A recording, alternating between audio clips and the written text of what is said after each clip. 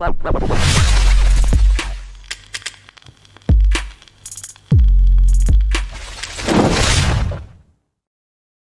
you're always focusing on giving value and just being a great friend, building that relationship, being curious, getting to know people, I find things often work out really well. Can we agree that leadership isn't based on title or position? I have created this podcast to talk to everyday people who lead in extraordinary ways in their everyday lives, both professionally and personally, in the hope that it will inspire everyday people like you and me to realize we are everyday leaders. Welcome to Everyday Leadership. On today's episode of Everyday Leadership, I have the pleasure of talking to Andy Storch. He is a podcast host of 2 podcasts. He's also a consultant and a sought-after speaker in the talent and career development world. He recently just released a book called Own Your Career, Own Your Life, where he gives practical advice about being intentional about where you want to go in life. We delve into why now is the right time for this book to come out, as well as taking learnings from his life, from his guests around personal growth, about focusing on your zone of excellence and your zone of genius, leadership, creating psychological safety, and so much more. Let's get into it. Today, I have the pleasure of sitting down with the one and only Andy Storch. Andy is an author. He's a consultant, he's a coach, speaker, and facilitator. How are you doing, Andy? Shope, I am doing fantastic. Thank you so much for having me on. I am so excited to be here. All right, so it's a pleasure. That I've been looking forward to this conversation. In fact, when I was looking into you and to your work, and I came across the Talent Development Virtual Summit that you did a couple of weeks ago. Congratulations on that, by the way. Thank you. Yeah, it was it was a lot of work, but I think it went pretty well. What was the idea behind that? And did you find it too hard or easy to organize remotely? Well, it's interesting. So obviously, we're living in this remote virtual world now under COVID. And before COVID, I was, I've historically worked a lot in talent development, selling and running training and development programs. I host a podcast about talent development called the Talent Development Hot Seat. And so I built a big network in that space. And I hosted a conference, a live event back in January before COVID, where we had about 150 people getting together, some really phenomenal speakers on topics around talent development. It's just a really awesome conference that I put together with my friend Bennett Phillips. And, back when you could do those things, right? Shake hands and hug people at a large event. And I was sitting here thinking a couple months into the pandemic that, we're not going to conferences for a while, but people are still hungry to learn and connect with each other. And of course, I'm also looking for ways to build my brand. And I had recently launched a membership community for talent development professionals called the Talent Development Think Tank. And I started really hearing about this idea of a virtual summit. And so, I see some other organizations putting some virtual type conferences together. And I thought there was an opportunity to do things differently because it seemed like they were all kind of sticking to a very traditional model of, instead of paying $1,500 for an in-person conference, maybe pay $500 for, or still even some of them were trying to charge $1,000 or $1,500 for a virtual conference, which seemed a little crazy to me. But, if they were getting it, good for them, right? I thought there was an opportunity to do something differently. So I went and studied as much as I could about this subject. I started following and learning from a guy who's hosted tons and tons of virtual summits and went through one of his courses. I'm always all about investing in myself and investing in learning when I'm going to try new things. And I hired an assistant a few months ago who had hosted a couple of virtual summits herself or been involved in them. And together we put this thing together. We went out and got 32 speakers, expert speakers in the kind of the talent development realm. We put together a kind of a story arc of, what are the challenges and things that people in talent development are thinking about, feeling about. So, it was about assessing the talent in your organization, assessing needs, getting executive buy-in, building a great culture virtually, helping your employees own their careers, developing people virtually. And then our fifth day, it was a 5-day summit, was all about diversity, equity, inclusion, because we know now, especially as a result of the social justice movement this year, that we have to build DEI into everything we do. So I went and got some really great DEI speakers for that DEI day. And we made it free to attend to watch the sessions live, and then had some upgrade options. And it went really well. We had did a ton of marketing, tried all kinds of stuff. Our speakers got involved in promoting it. We had almost 2,000 people register for the summit, and made some money from it. And a lot of people said they got a ton of value from the speaker sessions. And for me, probably the biggest thing was just the relationships that I either built or furthered with a lot of the speakers that I was able to get on board. I always just love doing things like that because you get to connect with so many interesting people with such great experience and wisdom. And I love, building those relationships, just like I love opportunities like this. And you and I had had a chance to talk before, and we get to know each other through doing this interview. So it was a really great experience. That's amazing. That's a lot of people. And speaking about relationships, you had a really, really great lineup, some real world-class speakers and leaders and thought leaders actually on different subjects. How have you built those relationships? Because you also want to talk a lot about it. You talk about in your podcast, talk about it in your articles. So I want to get real practical on that subject of building relationships, especially in the online world that we're living in right now. How do people actually go about developing those kind of relationships? Yeah, it's interesting to me that, there are people out there who feel challenged, like maybe they can't network or build relationships now that we're in this remote or virtual world. I think it's easier than ever. Basically, the gist of it is like sit on LinkedIn and connect with people and start conversations, right? And I'm doing that all day, every day. Now, I've had some advantages. I also started this podcast, the Talent Development Hot Seat, about 3 years ago. And I started using that as a vehicle to build relationships with senior talent development professionals, senior leaders, authors, experts, and reach out and offer them an opportunity to come on the podcast. And that allowed me to build relationships with a lot of people. I found clients, I made friends, and then hosting the conference, of course, helped build my brand in that space. Although, thinking back to the live conference, I think only one of our speakers from that conference ended up being a speaker on the virtual summit. But we had a lot of past podcast guests. I got some introductions. For instance, probably the biggest name speaker on our summit was Marshall Goldsmith. I didn't know him previously, but I had an introduction to him from Gary Ridge, the CEO of WD-40. And Gary had been a past guest on the podcast. And I think I got introduced to him through someone else, Michael Bungay-Stanier, I believe, or maybe it was Liz Weissman. I can't remember. I connect with people. I build a relationship. We get on Zoom or, video chat. Always try to find a way to give value, lead with curiosity, ask about them, build a relationship, and then ask for introductions. Who else do you know would be a great, podcast guest or speaker or, something like that? Or do you know this other person? I'd love to connect with them and see if I can get that introduction. And some people come through big time and some people don't, and that's fine. You also have to go into it, I think, with no expectations is another really important part of it. Because when you go into these situations with expectations like, oh, I'm going to build a relationship with this person and they're going to give me this or become a client or make introductions or whatever, and then they don't, you're setting yourself up for disappointment, right? But when you're always focusing on giving value and just being a great friend, building that relationship, being curious, getting to know people, I find things often work out really well. And so, again, like a lot of people I knew, a lot of introductions, and then cold outreach too on LinkedIn and email. Just, there were probably 4 or 5 speakers on the summit that maybe I had reached out to cold and say, I think you'd be a great fit. And I'd love to get you on this summit. And some of them said no, and some people said yes. And so we went with what we got. I think one thing I know stops a lot of people is that fear of rejection, or that no.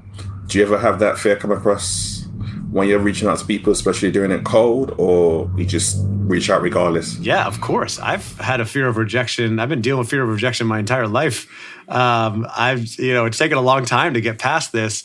Sometimes I just think about the stakes. If I'm asking someone to speak on my virtual summit, I know I'm giving them a great opportunity. If they say no, I'm disappointed, but I don't I try not to feel like they're rejecting me. They're rejecting the opportunity, right? They either don't see the value or their schedule is just, really busy and they don't have the time. Just as another example, I'm coming out with my first book in November, right? And I've been reaching out to a lot of authors in my network. Some I know well and some I don't know that well, asking them if they'll read the book and write an endorsement, like a review for the book.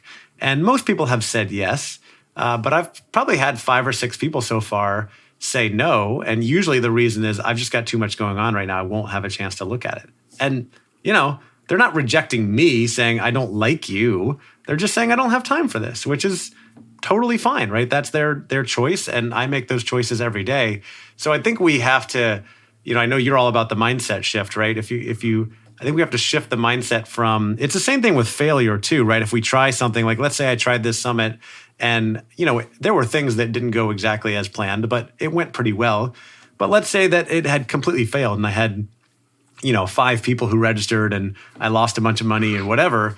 It's important to look at these failures and these quote unquote rejections as not defining for us, right? So the failure is doesn't define me.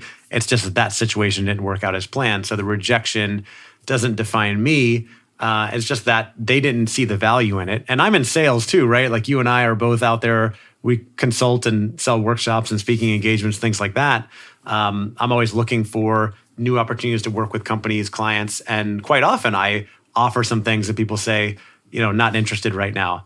And again, have to say like, okay, that's a rejection of that because they didn't see the value in it. And then you have to ask, what can I learn from this, right? Like, what could I have done differently? Could I have shown the value more? For those speakers that didn't sign up to speak on the summit, there were a couple like chief HR officers, chief people officers. Did I not show them enough of the value to make them go, oh man, I really need to speak on that summit? Instead, they were like, it doesn't sound like it's for me. I'm too busy. And that was it. So I think all of these are learning opportunities for us.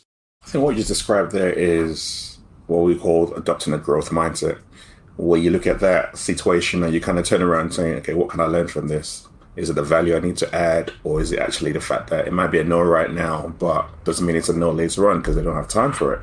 So that's very hard to develop that. And that takes a lot of nutbacks. It takes a lot of rejections.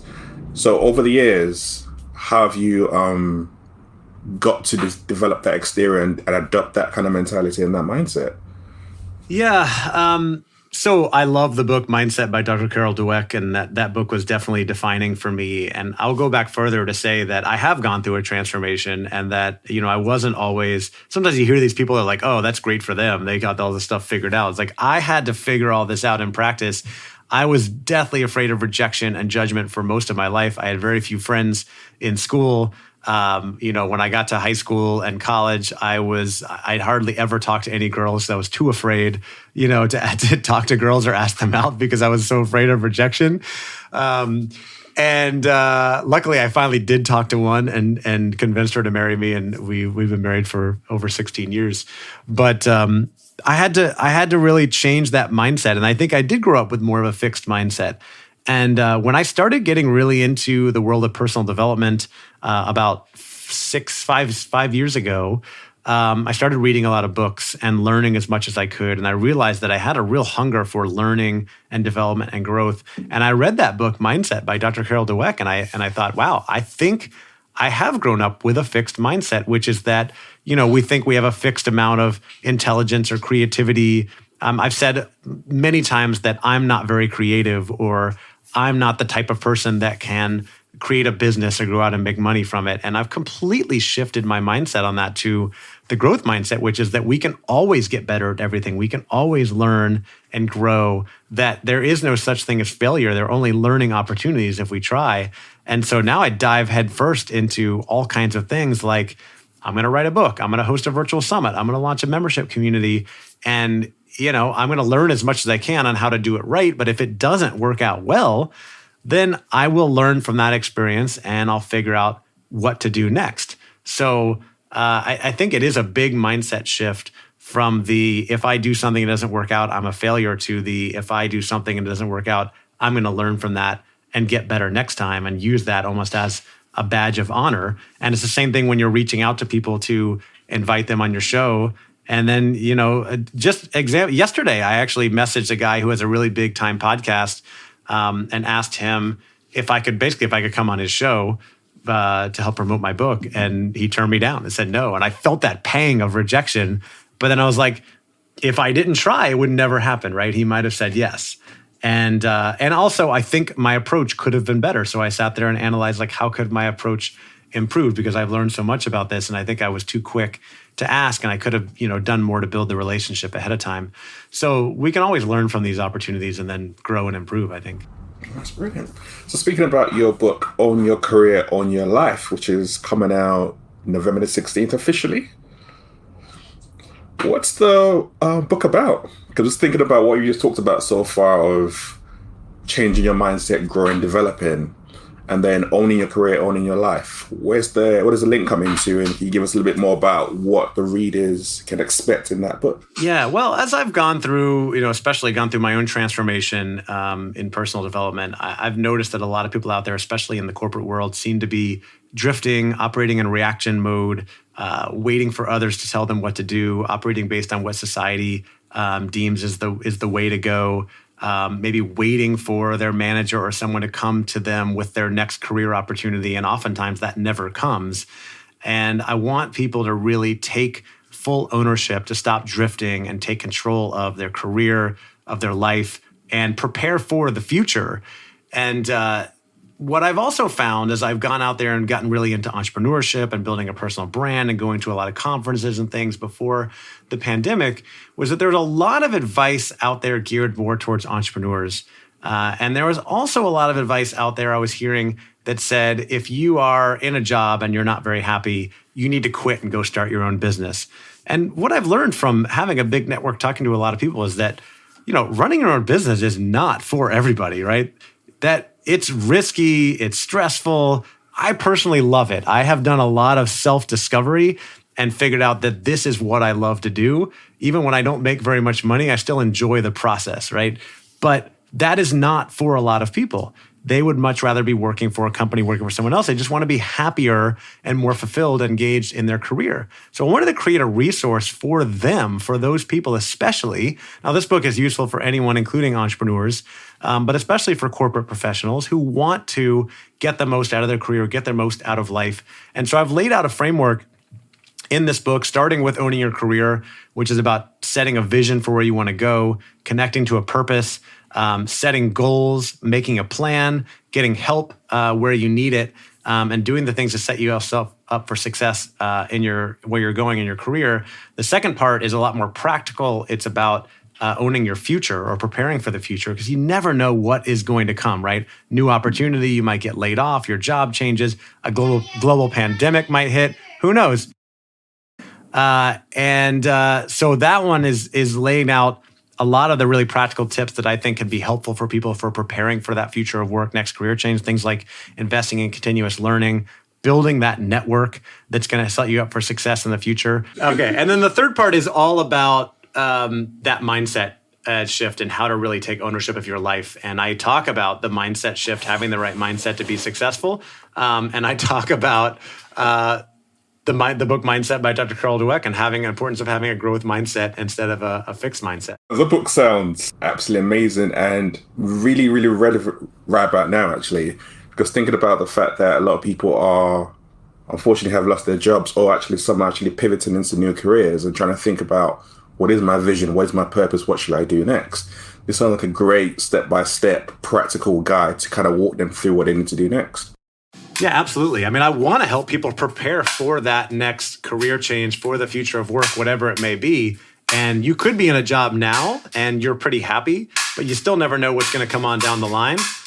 Or you might have been laid off. And I know a lot of people who have been laid off during this pandemic, quite a few in my network, and new ones all the time.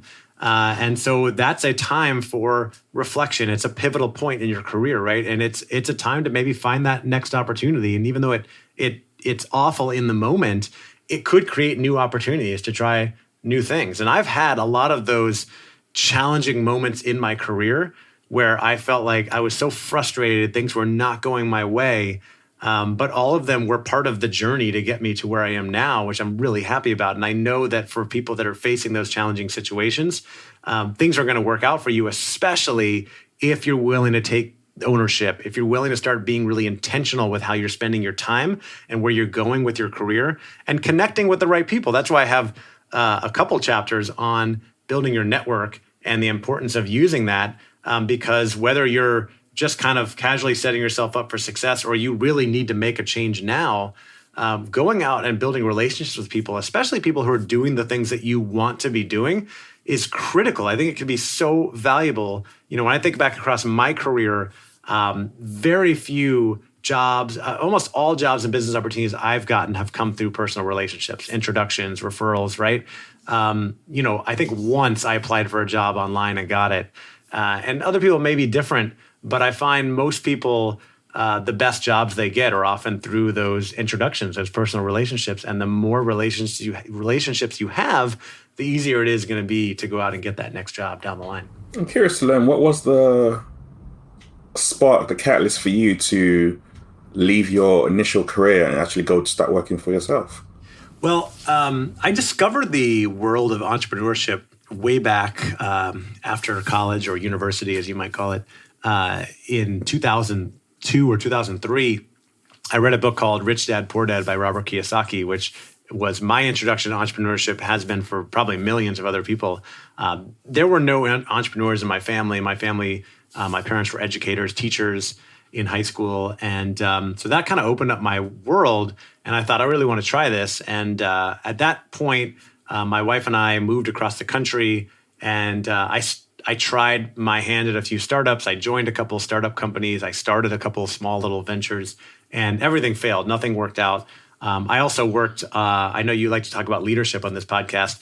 As I was going into some of those startups, I worked for some of the worst managers, leaders I have had. I mean, just absolute tyrants, jerks, terrible people. And I learned a lot about leadership as well, what doesn't work. And then I got into the corporate world for a while, needed to pay the bills, and I went back to school, got an MBA. I eventually got into corporate consulting and found a job with a global consulting company that I loved, and it allowed me to travel all over the world and work with clients in different situations, work with a lot of executives from cool tech companies. And I learned a lot from that experience, and things were going well, except that I wasn't meeting all the requirements in the job. I tend to not be very detail oriented, and that held me back from some of the roles I wanted to get into that required some project management skills. And so there was a pivotal moment where I sat down with a senior leader in the company who basically said, you're not cutting it in this way, but you really excel at sales and these other things, and I'm going to create a new role for you. And I'm very lucky that, again, I know you like to talk about leadership. I'm very lucky that this leader, Jessica, sat me down and created that opportunity for me, because she could have easily just let me go, like I'd seen her do for so many other people. And that set me on a new trajectory, getting into sales. And then along the way, I discovered the personal development, and I got back into this idea of entrepreneurship and started studying it. And the first podcast I started about 3.5 years ago was about entrepreneurship, so that I could just interview entrepreneurs and learn everything that I could, and started building a network in that space and going to podcast conferences and things like that. And I got more and more eager to, try to make that jump, but I didn't know what the heck I was going to do. What did I have to offer? What kind of business would I start? And then an opportunity came my way, again, through a relationship, like most of the jobs and opportunities that I've gotten, from my friend Bennett Phillips, who I'd met at a conference many years earlier, who basically asked me to come partner with him in a business that he was in, selling and running training programs. And so I did that for a couple of years. And then this year, 2020, after the pandemic hit, went into some more pivotal moments with, things changing with business. You and I talked about this before we started recording. As of March, my whole business was selling and running in-person workshops, and I was flying all over the country and the world running workshops, and that has completely changed. And so I went out completely on my own this year as an independent, author, consultant, speaker, whatever you want to call it. And I started launching new things like the membership community I run, the virtual summit, working on the book. I'm creating content from the book. And so I'm always just pivoting, learning, growing, and I have a kind of a vision for where I want to go. But I'm also on a mission to really impact the lives of as many people as possible and help people live a life of more intentionality, a happier, more fulfilled life like I've created for myself. I want to help more people do that. So that's the point of the book and everything that I'm doing. And I think being an entrepreneur, again, and this is in the book, no matter what you do, I think for a leader, for an entrepreneur, if you're going to be successful, self-awareness is so important, right? And I've like looked into myself so many different ways and learned so much. And I've learned to have kind of this rebel streak about me. I don't really like working for other people, right? And I like being able to create things. And so for me, it's beneficial. I really love, and I like risk. So I love being out on my own. But again, that is not for everybody. And the whole point of this is to find out what you like, what you want to do, where you want to go, and then start to be really intentional about getting there so that you are working in the career that you want to work in, that you're living the life that you want to live, because we only really get one shot, and I want people to make the most of it. That's just thinking about going through that journey. Self-awareness requires a lot of self-reflection, and just thinking through some of the stuff that you've gone through. You've talked in the past around how you had to make, when you were going through this personal development journey, you made some massive changes financially. And as you were making those changes, obviously, like you've talked about, you've been married for 16 years. You had your partner there who was not necessarily aligned to on the same page as you were. But you guys have gone through that, navigated that, and obviously your marriage is up and running. It's great. You've got 2 beautiful kids. But I just want to talk about navigating that space when you are going on that journey and having a partner, either when you're married or girlfriend, boyfriend, whatever it is. How do you actually have those crucial but tough conversations and get alignment with that person who's in your life? Yeah, that is a really, really tough challenge. And I say that not only from my own personal experience, but from dozens and dozens of conversations with others. When you start to go on a journey where you feel like you are transforming and changing, and maybe your partner is not ready for that, they're not on board, they might even be resistant to it. I don't know if I've discovered really the answer for that. But what I've learned through this process, and again, I've been married for 16 years. My wife and I have been through many challenging times, a lot of ups and downs. Things are very good now, but only because we've done a lot of work to get to where we are. I think the best thing is the simplest thing, which is that communication is so critical and important, to be talking about what you're doing, where you are in your journey, meeting somebody else where they are. And if they're not ready for it, maybe giving them space to not be ready for it. I see so many people. I was involved in really intimately involved in this dad's mastermind community for a couple of years, and I made many friends through that. And I saw this happen many times where a lot of guys said, "Hey, I'm going on this journey. My wife is not going with me." And this is not like a gender thing, because I'm sure that the situation has been flipped many times too, where women are making. There's a lot of women out there who are saying, "I've been going through this transformation and my husband is not going with me," or, or a man and a man, whatever, right? Everybody's got their different situations. But because I was in this dad's community and, mostly heterosexual men who were saying, my wife is not coming with me, it's hard. And what I've learned is that A, you got to communicate.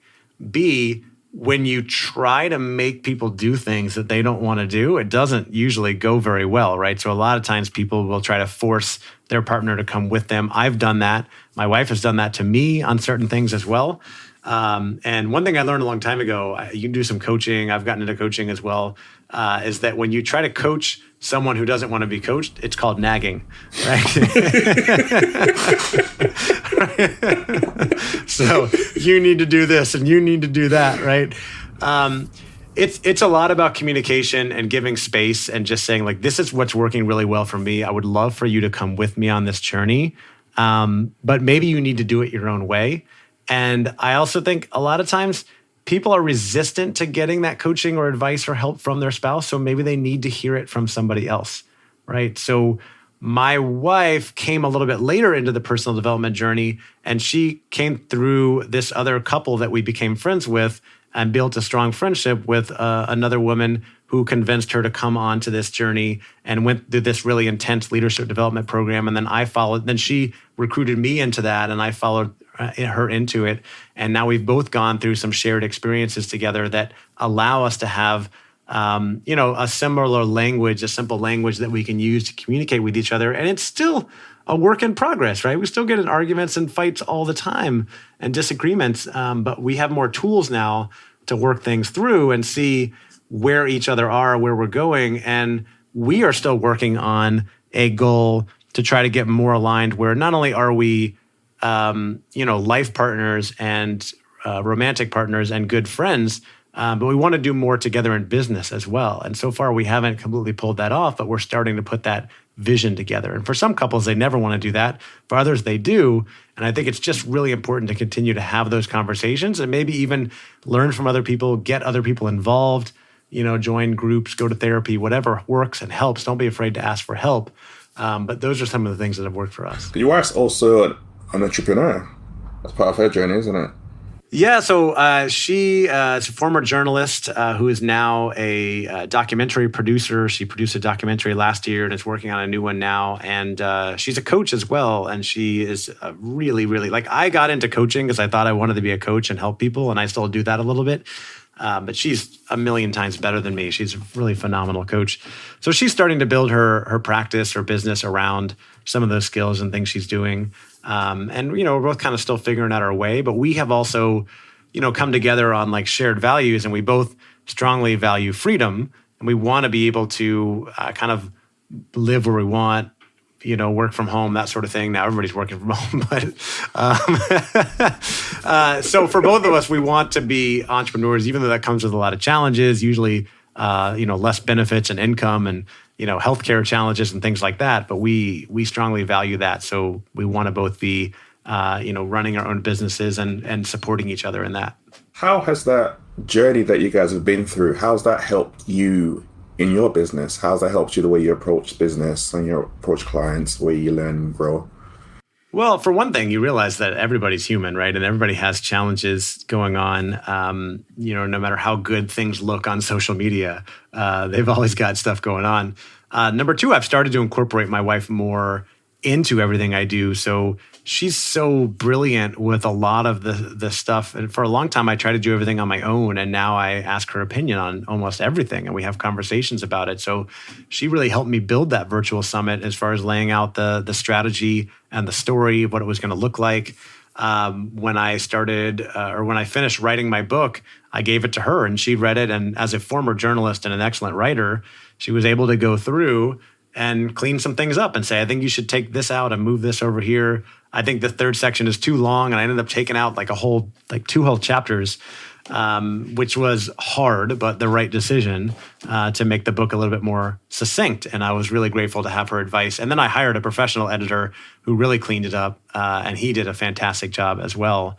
But I start to consult. We consult with each other on everything that we're doing. And it's cool to be able to do that. And I love seeing other people who are really good at collaborating and working with others, whether it's a spouse, a life partner, or just business partner, clients, whatever it may be. So, I start to look for more of those things. And it's also just allowed me to be, she's really good at reading people. And I've learned a lot from her in reading people and their emotions and who they are and where they're at. Still not nearly as good as her, but trying to get better all the time and develop more of that empathy and EQ, as they say. It's amazing to hear that, because I'm even going back to what you said previously in your prior role, when you talked about a lack of detail not being your strong suit, but you got your sales right there, then your wife comes in with the detail, which helped to build your course with, and you merge that together. It sounds like a dream team.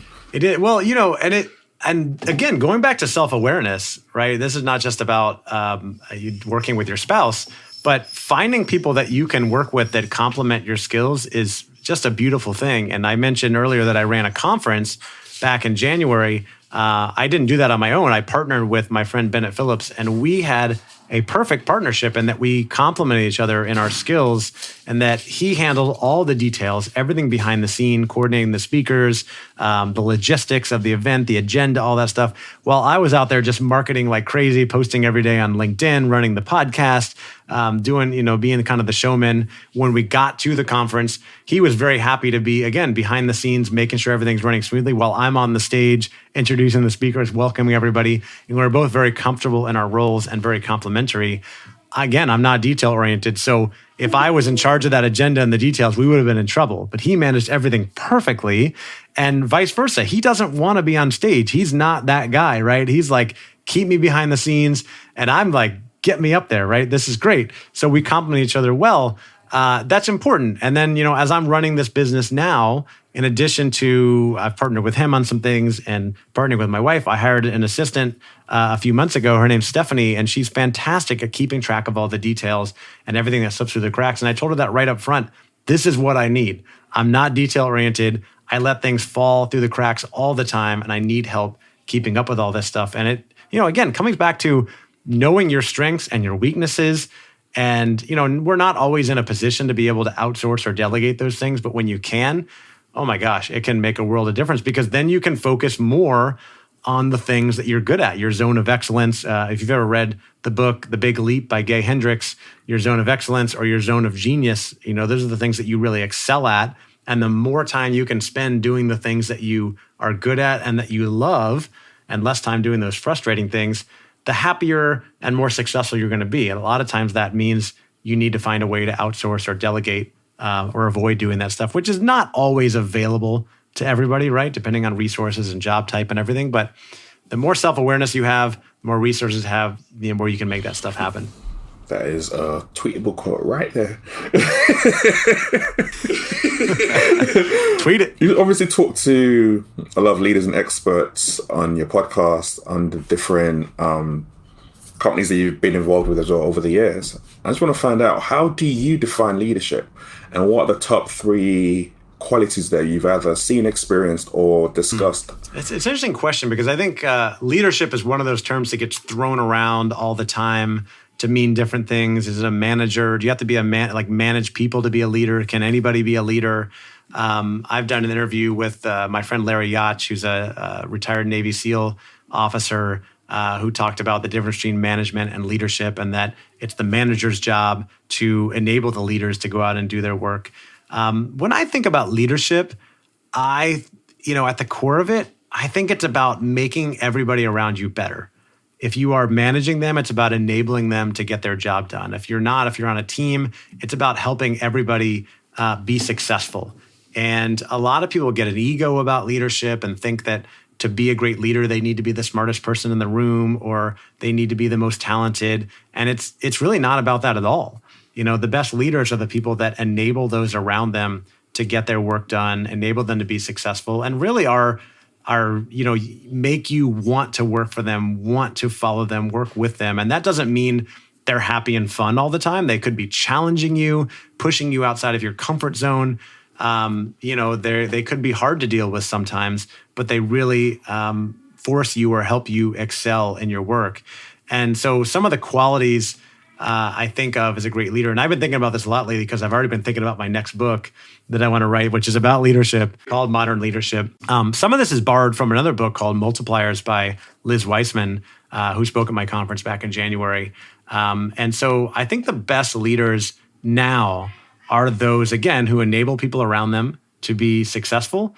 So they're able to find the right people, give them the education, skills, training, whatever they need, and then get out of the way. I think the best leaders today are empathetic. They understand their people and what they need. They really connect with people. They're inclusive. They create an inclusive culture where people can feel comfortable being who they are at work, right? And this has come to the forefront and become more and more important. But they create psychological safety and this inclusiveness where people don't feel pressure to try to be someone they're not, and they can really just be themselves and bring their strengths and everything that they can do to work. And I think the best leaders are also challengers. They push people outside of their comfort zones and really help them grow and learn and get better and improve so that they can potentially go on and do other things, better things down the road. And so when you can find a leader that combines a lot of those things, in my book, I talk about Jessica, the woman who, I had that hard moment with, where she said, you're not really getting promoted because you're not doing well as the project manager, but I've created this new role for you. she's one of the best leaders I've ever worked for, if not the best leader I've ever worked for, because I think she does all of these things really well. So if you find a leader that can do that, latch on, follow them, learn from them, and just embrace all that you can. You just talked about organizations creating psychological safety and inclusion. How can they do that? What's the best way that you have seen that done, or best example that you can give where you've seen an environment where there is psychological safety and inclusion? Well, I'm seeing a lot of companies that are making a big push towards that now. There's plenty of research out there that says that the best cultures do have psychological safety and more of an inclusive culture where people feel more comfortable. It starts with the leaders and how they talk to their people, how they treat people, how you show up and how you allow other people to show up. And then, you have to start to look for, these days there's a lot of talk about unconscious bias and microaggressions, starting to look for those things. And is that stuff happening? Can you eradicate that bias from the workplace where everybody has a fair shot? Because, you can talk, and there's I've read some great books on this, but you can talk about diversity all day long. And some say, oh, diversity really drives innovation. But diversity doesn't drive innovation if there's not inclusiveness, right? So you can hire a lot of different people, but if half of those people don't feel comfortable speaking up because they don't fit in, then you're not going to get their best ideas. So creating an inclusive culture is not just about, making people happy and doing the right thing. Like, it can seriously create more innovation in your business and help you avoid being disrupted down the line. So I think it's a critical business decision to focus on creating those things. And that means, again, creating an environment where people feel comfortable being themselves, speaking up, sharing their ideas. They don't feel like they're going to get sneered at or fired or whatever for saying the things that they think could be beneficial or helpful, or sharing new ideas, trying a new project, trying something and failing, right? What if I try something and fail? Am I going to get fired? The best companies, the most innovative companies, are allowing people, you hear about Google, Apple, Amazon, allowing people to try these things, and then they end up creating more innovative products as a result.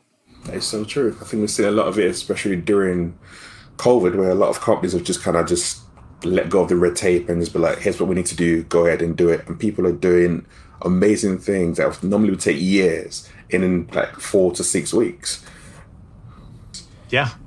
I've seen having so many of these conversations with people from organizations that were very traditional that said, right before this, I had a conversation with a woman who works in talent development for a huge retail pharmacy chain in the United States. And she said, we had a very traditional, what she called a butts in seats type culture, where if you were not in your seat in your office, then you didn't exist and you weren't getting credit for working, right?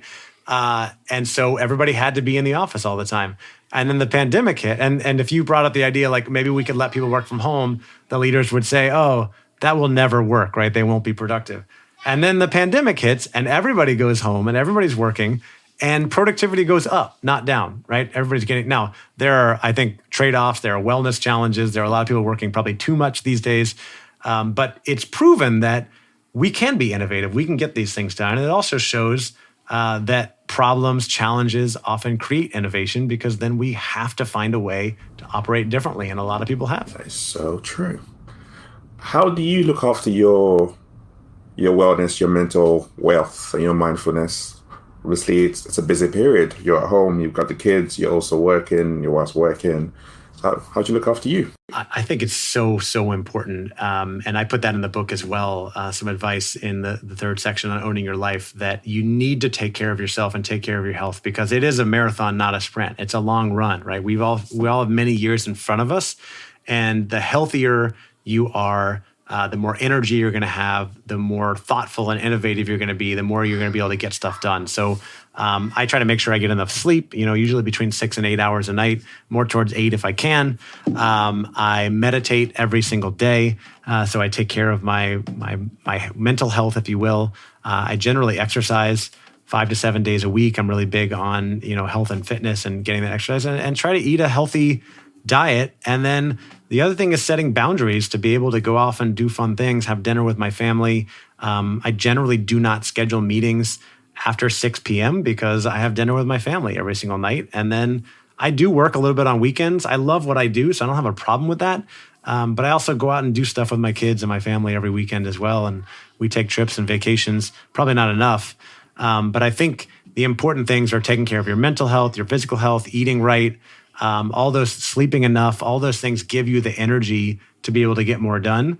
And then setting those boundaries to, be able to do certain things in your life that you want to do. One of the things I talk about in the book too that I'm big on is so many people say, oh, I wish that I could work out more, or I wish that I could read more or do X or Y, but I just don't have enough time. And quite frankly, that's not true, right? People are lying to themselves and are lying to others. You do have enough time to do anything you want. If you live in a first world country where you have free, generally free will, right? There are some places in the world where, the government still tells you exactly what to do, right? But for probably 85% of the world, you do have the ability to do whatever you want. It's just you're choosing to do the things you do. Like if you work 80 hours a week, that's your choice. And it's okay to make that choice. There's no judgment. Maybe you really want this job to be successful. But to say that you don't have time is usually a lie. I want people to adjust that to say, I haven't made time. And then, so, well, how can you make time? Can you work a little bit less? Can you stop watching? Can you watch a little bit less Netflix and go to the gym instead, right? Maybe not go out drinking with your friends or whatever and go to the gym. Or could you spend more time studying or learning? For me, one of the shifts I made, especially when I got into this idea of personal development, was after I read a book called The Miracle Morning by Hal Elrod. And he talks about getting up basically an hour earlier than you normally would every morning so that you can do those things that you need to do. And so I started doing that 4 years ago. I've been doing it ever since. And one of the big measurable shifts is that I love books. I love reading, right? But what I would normally do, and I think a lot of people do this, is I would open a book at night when I get into bed and start reading, right? And if it's a fiction book, I usually read for a little while. But if it's a business book, I typically read about 2 pages and then I fall asleep. Yep. And so how many books would I read a year? I'd read about 1 to 2 books per year on that pace. And when I adopted this new plan of the Miracle Morning, I started setting apart 15 to 20 minutes every morning to read a couple chapters of a book. And for the last 4 or 5 years in a row, I've read between 25 and 30 books a year just because I have dedicated time in the morning to read. And that's the only difference. And it makes a world of difference. And it comes down to your priorities and scheduling in time for the things that you want to do and then making it happen. Intentionality. I love it. Audiobooks or physical book? For me, I read physical books and I use a Kindle a lot. I've actually never really listened to an audiobook. I know a lot of people love them. I listen to a lot of podcasts when I'm out walking or driving. But I just, for some reason, I really like holding a book. And even if it's on a Kindle, I like holding it and reading it. So just coming to the end, just got a couple of quick questions for you. We've talked a lot about books. So I want to know what your top 3 favorite books are and why. Top 3 favorite books. So I'll drop one I just mentioned, The Miracle Morning by Hal Elrod. That's the book that changed my life. So I mentioned that in my book. The book Mindset by Dr. Carol Dweck, again, was a game changer for me and one I recommend to people all the time. When it comes to leadership, I love the book Multipliers by Liz Weissman, which I mentioned as well. I think that has just changed things for a lot of leaders. And I run a workshop based on that book, and I love all the research and the things that come out of that.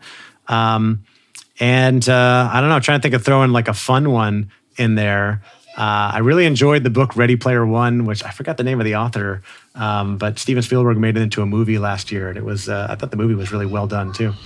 I actually didn't know that came from a book. I've seen the movie, I didn't know that came from a book. Yeah, the book is really good and very in-depth on 80s like video game and movie trivia. It's pretty cool. So looking back at your journey, what would you say has been the biggest lesson that you've learned? The biggest lesson for me, it goes back to self-awareness and getting into that personal development journey, is that I really, really need learning and growth in order to thrive. And so I make sure that I'm getting that all the time. May not be the same for everybody, but I do think that people a lot of growth comes and fulfillment comes through growth and overcoming challenges. And not enough people are spending time learning and growing. And I was drifting a lot through my 20s. I was having fun. I was building a network, but I wasn't really growing that much. And so I always felt like there was something missing. And so when I made that shift and started investing time regularly and learning and trying new things and adopting this growth mindset, it just made me so much happier and more fulfilled. And, not everybody's going to be out there like trying to build a business, but I want people to become more self-aware about who they are, where they're going, trying things on a regular basis, and continue to learn and grow, adopt that growth mindset, and see what it does for you and for your life. And that's why I put all those things in my book, because I want people to truly take ownership and continue to learn and grow. And I guess the last question would be, what do you want your legacy to be? Well, my legacy, first and foremost, comes back to my family. I've got a wife and 2 kids. I want them to remember me as a husband and father who was very loving, who always cared for them, was there for them, took care of them, and set a great example for them. And then I want a legacy. I'm building a legacy in the world as someone who was helpful, friendly, who was inspiring, and who helped inspire, educate thousands, if not millions of people to go out and live a life more intentionally and really enjoy their lives. Where can people find more about you, tap into you, learn more about the book? Well, the book, again, is called Own Your Career, Own Your Life. It's available on Amazon and anywhere else you buy books online. My podcasts are called The Talent Development Hot Seat and The Andy Storch Show, and I'm active on social media everywhere, especially LinkedIn and Instagram. So wherever you want to go to connect with me, follow me. And my website is let me give you a URL for a free report I created for those that are interested in improving their careers. I created a quick report of the top 5 most common career mistakes that people make. And, it might be interesting to go look at that and see, are you making one of these mistakes, or are you about to make one of these mistakes? And this is from several interviews and tapping into my network. So you can go to ownyourcareerownyourlife.com/mistakes, ownyourcareerownyourlife.com/mistakes. And you can download that free report, as well as get information about the book, Own Your Career, Own Your Life. And again, find me on social and let me know what you learned. That is absolutely brilliant. All the links and how to find Andy, find out more about the book are also going to be in the show notes. And I'll highly recommend you get On Your Career, On Your Life. It gets real practical. It's not wishy-washy. It's straight up built on knowledge from what he's been through, as well as reading, and loads of brilliant guests he's had over the years on his podcast as well. So you're definitely going to find it and help you move you forward. Even if you're not moving careers, it will help in your life, both personally and professionally. So I highly recommend it. Andy, thank you so much for coming on the show, having a great conversation with you. It's been an absolute pleasure. Thank you so much. I appreciate it. This is Everyday Leadership. Don't forget, I have show notes on my website, everydayleadership.buzzsprout.com. So check that out. And if you've enjoyed today's episode, make sure you subscribe and tell someone else. Appreciate your support. I'll see you next time. This is Everyday Leadership.